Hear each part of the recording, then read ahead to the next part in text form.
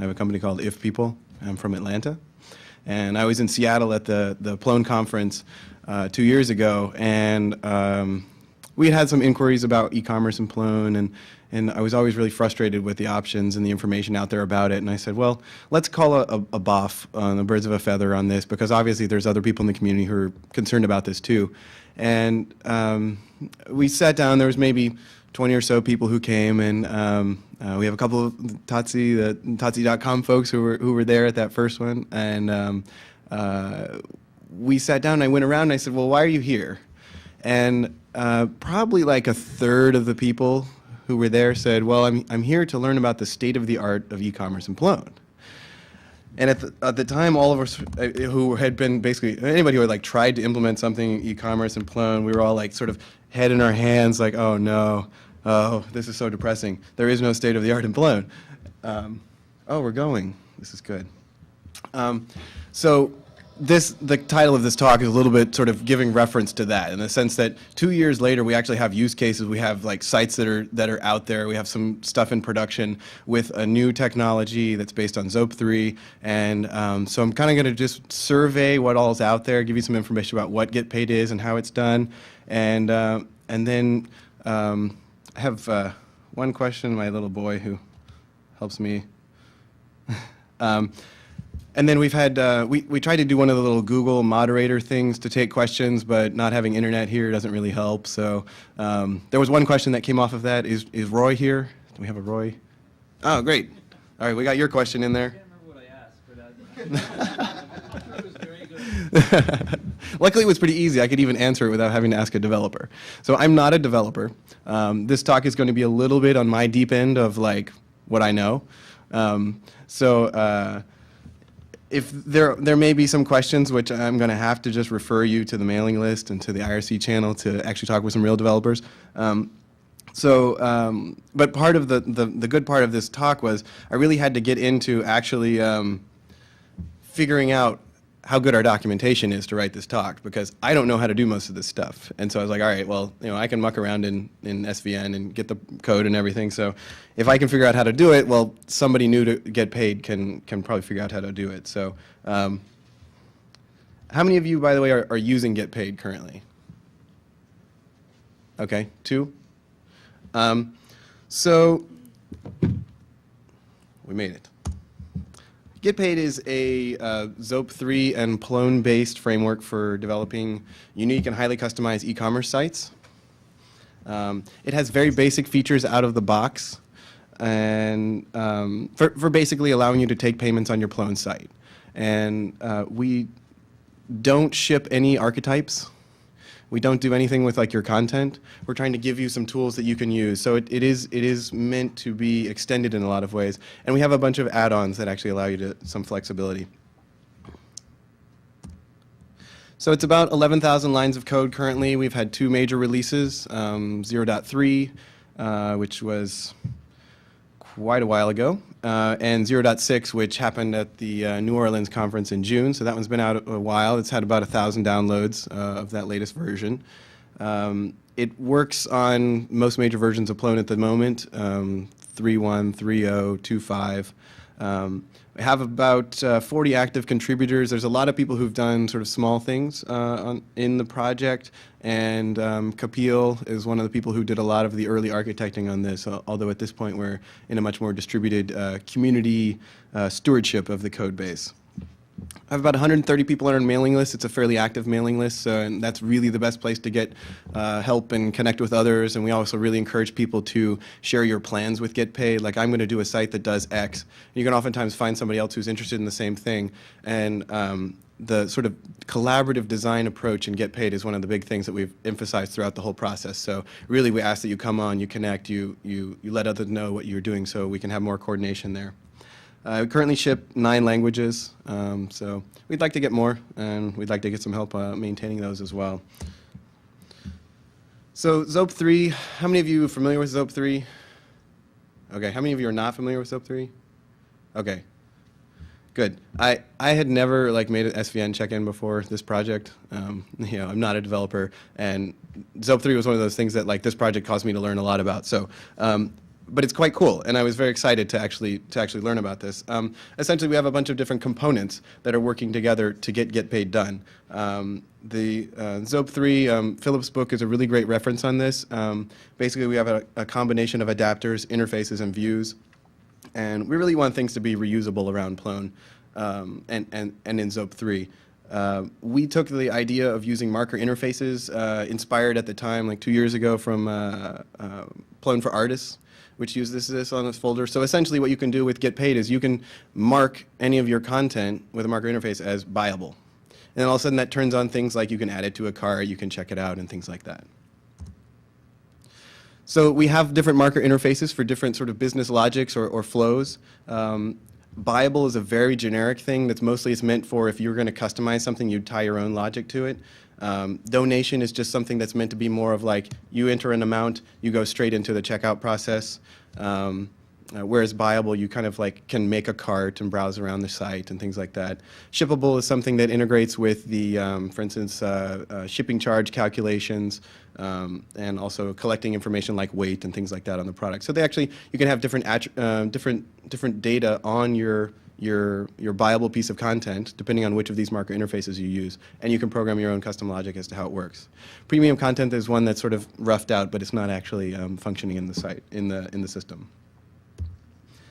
So your basic kind of, yeah. What is it supposed to be? Premium content was meant to be like you get access to this section of the site for free as a member, and you buy access to additional sections. So it's the idea of there's a premium content section. Is that progressing, or is it solved? There's been a lot of talk on it, and kind of we're at the point where we really need to sort of group together all the people who are interested in that and find out where the resources are. So what's your name? Jeremy. Great. Okay, great. And we're doing, by the way, we're doing a sprint after the conference. So if you're hanging around, it's going to be a sprint that makes it pretty easy for people who are new to get paid to get involved and hopefully learn something and make some contribution as well. So if you're hanging around, please join us.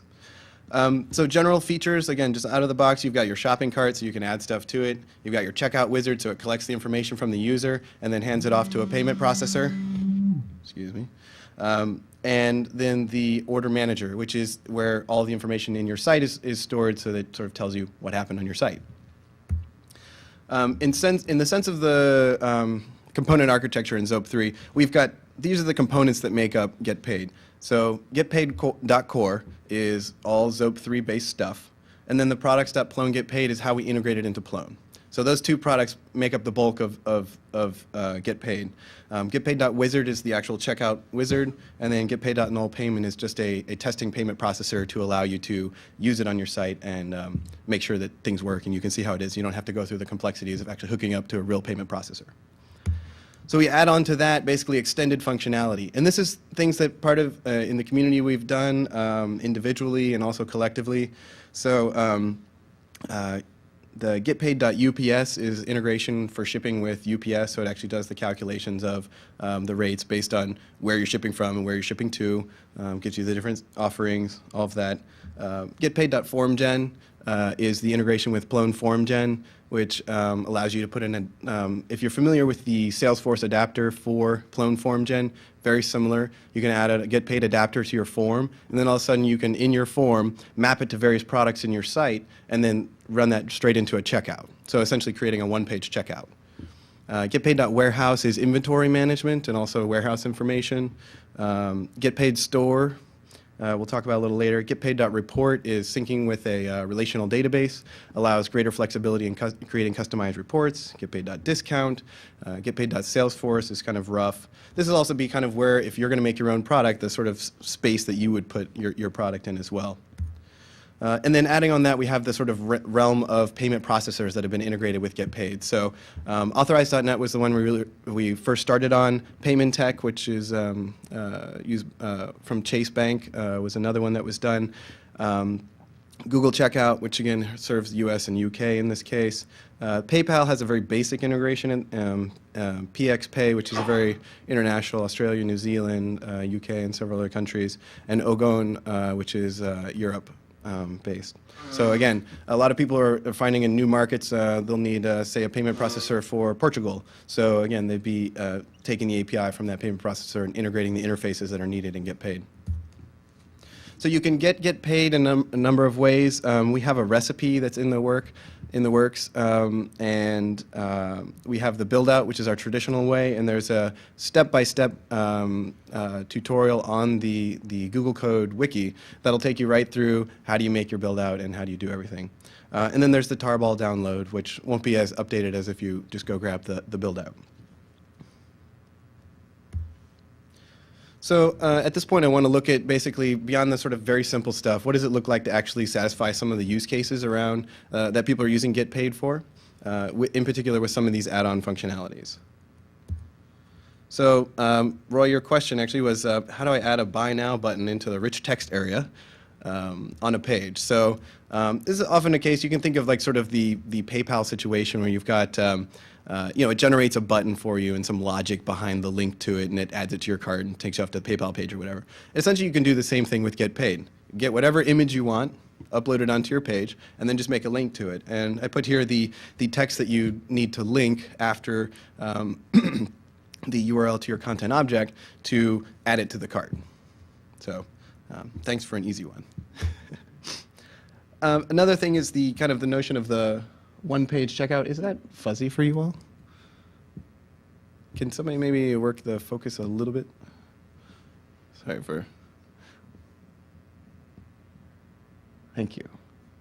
So one-page checkout, this is, again, at the base of this is Plone Form Gen. But what it does is you add a Get Paid adapter to your Plone Form Gen folder. It pre-populates all the required field for Get Paid checkout. And then you, in this particular case, it has a custom template applied to the form to make it nice and pretty and small and compact. You can also add additional fields here.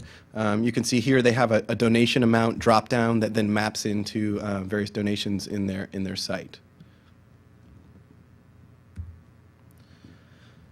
Another question that a lot of people come up with is how do I make a store? Your sort of typical storefront, sort of online storefront management systems. This is an example of a store that was done for ABB. It handles their literature distribution. They ship internationally, and basically what we did is this is a project my company, If People, did, and we turned all the work we did to make this store happen into a generic store product called Get Paid Store. So you can actually just go grab this and drop it in your site. You get some workflows, you get categories, you get a content type, a product content type that has this information that, we get different views, so it shows you this information, for example, and this is like just a folder view. So there's a URL where if you want to go check that out, it's in our open source repository. And special thanks to Train of Thought Marketing for sponsoring that work. And it's used on the site orderliterature.com if you want to go check it out. So another one, inventory management. And again, this is a case if you have actual physical goods that you're shipping out, it's often helpful you get the order, you want to know, well, I've got to fill this order, where do I go find these goods? So what we're enabling here with the inventory tab is you can add on there, where's the location in your warehouse, what warehouse is it in, and then you also can record the stock. So if you get a new stock in, you update here, and it actually records on there's a product that'll sort of show you all the changes. As people order, the stock goes down. As you order, the availability goes down. The stock doesn't go down until you actually fulfill the order. So when you ship out, your stock actually goes down. This is integrated into UPS, so maybe your store is in the city, but your warehouse is in the burbs. When you actually calculate the UPS shipping charge, it'll use whatever warehouse you say that this product is in as the starting point for your shipping. So those are kind of just a summary of some of the sort of out-of-the-box features. So kind of want to a little bit put on our geek glasses here and go a little bit deeper into some of the more customizations that have been done with Get Paid to satisfy some use cases. Before we go on, though, just want to see, are there any questions on what we've covered so far? Yes? When a client who needs to just, it's an NPR station, they need to just take pledges and process them later through the local bank and the discount, so they want to hold those credit card numbers in a secure server. Have you all had a use case like that? We don't store any credit card numbers. It's just too much of a potential liability nightmare.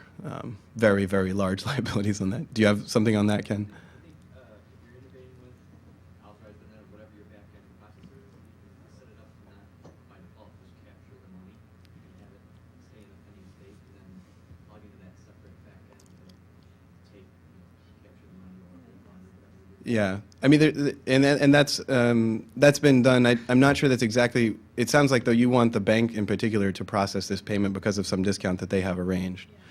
Which this would be kind of a separate case where in the payment processors there's a separate authorization and capture process, so you can authorize a charge and not capture it immediately, so it won't deposit your bank. But that's limited to 30 days. That will expire after 30 days, no matter what the payment processor is. But in your case, maybe something like, and if you were going to use like a payment processor like Authorize.net, you could do something like that. But in your case, that might even be like trying to just send in a secure mail the credit card number to somebody who can enter it in. Because it sounds like they're going to manually enter it in somewhere else. But we can talk about that more as well if that's not exactly what you're getting to. Yes.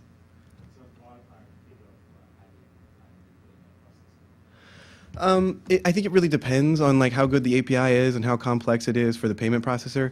My guess would be like probably 10 to 15 hours. So. Sometimes, so the ones that process in your site, there's a number of examples of those. So like Authorize.net, Payment Tech, the user doesn't leave your site. And you can look at the interfaces for the ones that are already implemented and use those as a basis. The other ones like Google Checkout and PayPal, they actually take you off-site, and they typically have some, and that one's, it's not super clean yet in the sense that, like, for example, the PayPal offers two ways to integrate. One's called IPN, which allows the in-site, but you're sort of processing, so they don't go off to PayPal, but you're still using PayPal. We don't have that level of integration yet, so it's just kind of this thing where you get to your cart and there's the checkout button becomes the PayPal checkout button, and it pushes you off to PayPal. So again, you can use those models, but there's an additional level of integration as well that could happen that would be sending the message back from those processors to get paid, so you knew something about the orders and things like that. So one of the first cases, and a lot of integrators I know have this question, is how do I make my own buyable content? You might have the situation is, you have a particular type of shop. You have a jewelry shop, and you have a particular content type that has all the fields that you want, exactly how you want them, the image fields and everything like that. So you've already got that piece of code. Well, the nice thing is we don't, as Get Paid, we don't force you to have anything in terms of your content. We add on to your content. It creates this marker interface on whatever your content is, and then you can take advantage of all the Get Paid architecture. So here's a couple sites, a Healthy Food Guide from New Zealand. They sell magazine back issues and subscriptions and things like that. The African Books Collective has a books archetype that's used throughout the site. Again, the Order Literature site also has its own products content type. And basically, you have two ways to do it. One is you can do it through the admin interface. You can add this, Get Paid allows you to select what content types in your site can be buyable or be shippable, for example. So you could manually go through the web and do it that way. But you can also do it programmatically. And in this sense, basically all you need to do is mark the content type with the iBuyable marker. The B should be capitalized there. Sorry about that. Some spell checking help, I suppose. And then you register the adapter to extract the relevant information from your archetype. And there is a how-to about this, thanks to Michael Dunstan, who is behind the African Books Collective site. There's a tiny URL so you can get to it. And I'll put these up on the PloneGetPaid.com website right after the talk. So if you have any questions about these links or whatever, I don't want to make everybody have to write them down. I tried to use tiny URLs. We run out here in the beginning, or rather in the end, when the internet stopped working and I couldn't generate more tiny URLs. I will upload this, assuming we have internet later today. So the other thing that people often ask about is, given that we don't integrate with content, how do you show Get Paid information on your in your templates, in your views, in the site? So somebody wants to show the price, or in this case, we're highlighting both the price and the availability information, which are stored in Get Paid, and they're being shown here in the view. Again, this is a little bit more code than I'm comfortable explaining to you. But essentially, we're importing our markers again, and then I don't know. Somebody else should explain this. Brian, you want to translate this for us?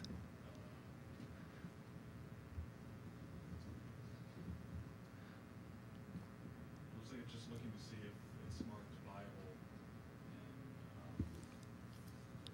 yeah, checking if the price, yeah, if it supports, I don't know what pre-config is. It's the custom content type, I believe. Yeah. So basically, you call. If it supports the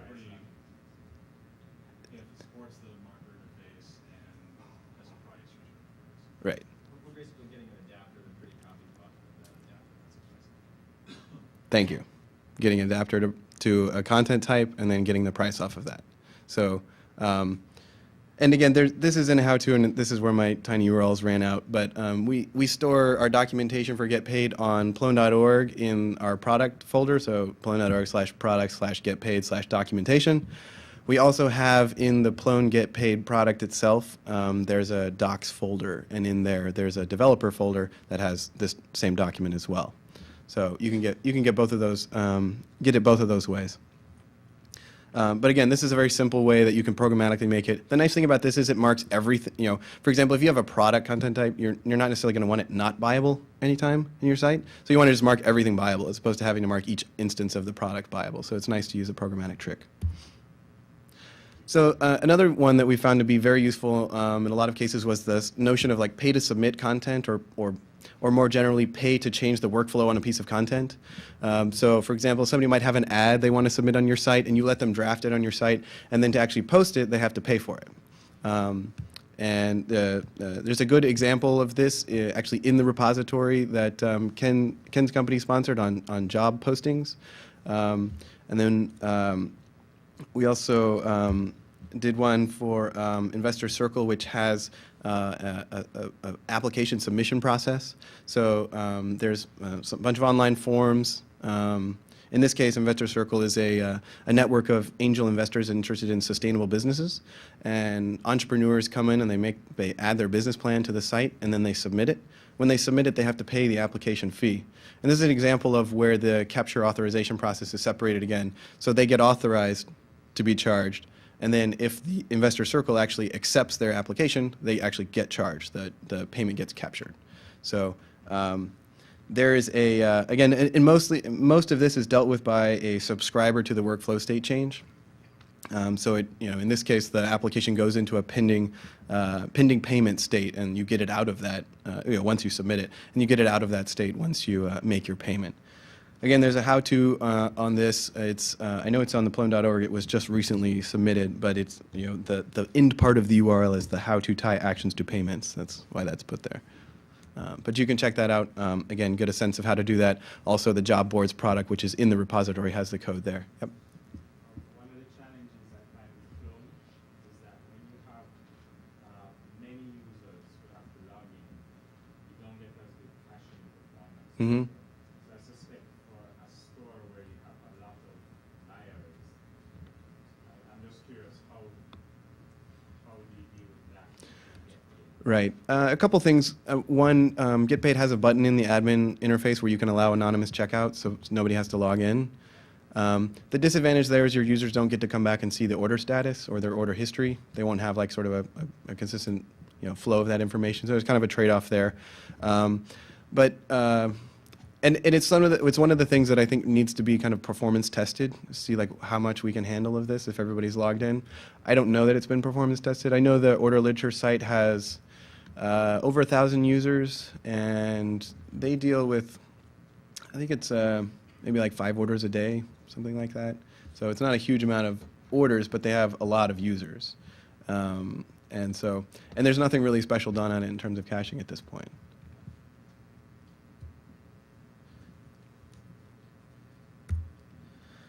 So just to give you a sense as well of what else is going on in the Get Paid community at large, there's been some work on Salesforce integration. So there's an admin screen for Salesforce. Again, a lot of the work advanced by One Northwest, some of the other folks in Seattle, looking at taking advantage of the fact that Salesforce will donate licenses to nonprofits, and then we have a client that set up this integration with Salesforce. So anytime you make an order, it creates a contact, it creates the opportunity, and it records the product that they bought from your site. Unfortunately, the product's not really generalizable enough, so it's still in a branch, and it needs some more work. The GetPaid.PayPal, which is again the kind of on-site PayPal integration. This is one that it probably isn't all that far. I think it'd be a great processor to get integrated because it opens up a lot of international opportunities and very sort of low cost, low maintenance kind of payment options. So this is potentially one of the topics for the Get Paid Sprint as well. So if you're interested in that, you can come out and see if you can help. GetPaid.Credit is something that one of the developers in New Zealand has been experimenting with, Daryl. He's got a series of products or of components that allow a user to purchase credit on your site, and then they can use that credit to do something. And in his particular case, he's using it to, you would be able to publish a document for a certain amount of time. So you could publish a job posting for a month. And in his products, you can kind of set, how much does the credits cost, and when do they expire, and things like that. So it's a component that's also in a branch, and Daryl's written up some nice little kind of how to get it going things. So if you're interested in that, you can check out the mailing list archives. Shipping, there's a couple things that are in the works there. One's flat rate shipping. I don't think there's a lot of momentum behind that now, but it is something that's advanced at least to integrate into the administrative interface. And then FedEx is something that some folks have just now mentioned that they have an integrator who has a client that needs that particular integration. So hopefully that'll be coming soon. Taxes is something that in the New Orleans conference we put in place a little bit of basic infrastructure, and now we're basically in need of people writing the actual implementations of tax rules. So first and kind of easiest of those being a flat rate tax that you could just set, okay, charge everybody 7.5% tax, and if they're in my state or something like that. Recurring billing is something that we have integrated for Authorize.net, and we can't get it actually sort of into the core because the developers who did it don't have Zope contributor access. So if you happen to be around in the sprint this weekend and you have Zope contributor access, maybe you can help us out because getting that change made is blocked by that currently. A couple things have been proposed as well by the community, but don't necessarily have any sponsors or champions behind them yet. One is a getpaid.workflow, which would be a more generic case of the sort of pay to submit case that we talked about earlier, a little bit more flexible and a little more elegant. The other, which is one of the questions also from the moderator, was about downloadable purchases, and that's something that's not currently in place. Again, this use case is a little bit complicated for Get Paid since we don't ship any content types, and we try not to mess with your views and your security on your content types. So we really just want your content to be doing its content thing, and we give you some extra, goodies around that. So. Things like making things only accessible to purchased, and there's a lot of discussions again that have been on the mailing list about how this would work and some ideas about doing it, but no one's kind of grabbed the ball and run with it. Again, it's very sort of community organizing process here. We've come through about 2 years, and we've had some sponsored work along the way, but we're really in the very in need of folks to step up, kind of champion things that they want to see further in the process. Memberships is one of the things that's really close. Could be through the GetPaid.Credits system. There's somebody who's working on a Remember plus Get Paid thing now, and then the premium content that I mentioned as well. If you're interested in learning more about who uses Get Paid, you can check out our website, again, plongetpaid.com. There's a blog there that a lot of the updates are posted to. Also, this page is there, which is sites using Get Paid. I'll give you a link to the sites, a little bit of profile information, just a sense of what kind of sites are out there, nonprofit, for-profit, and how they're using Get Paid. And then another thing which I wanted to point out, when we started this project, the first thing we did was kind of inventory what else was going on out there, like more systematically in e-commerce and Plone.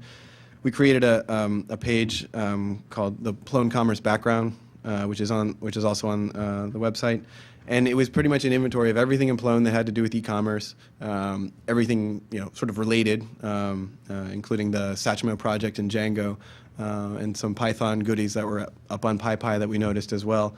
And just put all that out there because we really wanted to, before we sort of charge in coding, justify why we're doing this, why are we creating yet another product. So that was the start of that. I think is an important reference. And I just want to acknowledge in this as well, Easy Shop, which is another e-commerce and Plone solution, has recently moved to a more ZOP 3 architecture as well. So something that I'm hoping as both of these products evolve, we'll learn to use the same libraries and same components, so we don't necessarily have to keep reinventing those just because it's in a different system. And Satchmo is a product that's rather advanced if you don't necessarily care about Plone. And just like Python, it's a Django system that about 50,000 lines of code. There's a nice little talk on the DjangoCon videos that are up on YouTube.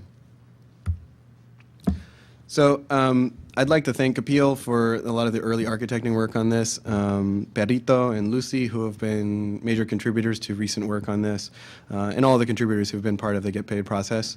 The sponsors of this work, again, we did a model which I gave a talk in Naples on the social sourcing aspect of how we actually organize this project. We gathered the interest of a lot of different integrators and folks in the community, and so One Northwest, Contextual, Trees for Life, Tatsi.com, and Train of Thought are some of the folks who put up the cash to make that actually happen, so we don't really have to worry about a slow, pokey process to get a really important piece of architecture for the Plone community in place. You can find us at Pound Get Paid on IRC or the mailing list, the Google Get Paid Dev mailing list. And again, I invite you to join us at the sprint following the Plone conference. And if you wish to contact me as well, please come up and see me after the talk and the questions, or you have my email and IRC Nick there as well. So that's what I've got for kind of a little showcase, and I'd love to take some questions that from anybody else in the audience. So. All the way in the back. Migration tools. They have e-commerce site already in a relational database. Do you offer any migration tools? There aren't any sort of out-of-the-box migration tools. There are some utilities that could be used in that sense. There's a getpaid.io, which is sort of input-output tool that Kapil had used. And so that may be something that is of use, but it isn't something that there's an example right there waiting. But it's a great question. That's something that I think is what particular tool are you on now? No, I'm just asking. Oh, okay. Okay, good question.